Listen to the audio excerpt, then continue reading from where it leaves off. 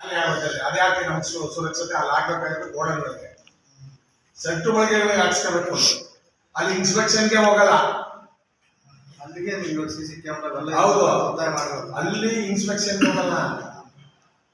ನಿಮ್ಗೆ ಗೊತ್ತಲ್ಲ ಯಾವ್ದು ಇದು ಯಾದಗಿರಿ ಸಾಪುರದಲ್ಲಿ ಏನು ಮಾಡಿಲ್ಲ. ಈಗ ಚನ್ನಪಟ್ಟಣ 3800 ಕ್ವಿಂಟಾಲ್ ಮಾರ್ಕೋದ ಅವನಿಲ್ಲಿ 6 ತಿಂಗಳು ಸಸ್ಪೆಂಡ್ ಮಾಡ್ತಾರೆ, ದುಡ್ಡು ಇಸ್ಕೊಂಡು ರಿವೋಕ್ ಮಾಡ್ತಾರೆ.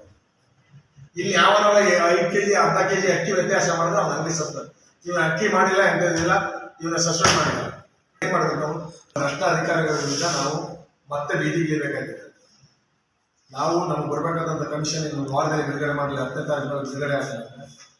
ನಾವು ಅವೆಲ್ಲ ಒಂದು ಮನೇಲಿ ನಿಂತಿದ್ದಾರೆ. ವರ್ಗಾವಣೆ ದಂಧೆ, ದುಡ್ಡು ಮಾಡೋದಂದೆ.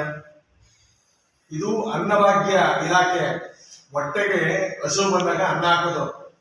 ನೀವು ಎಷ್ಟು ಕೋಟಿ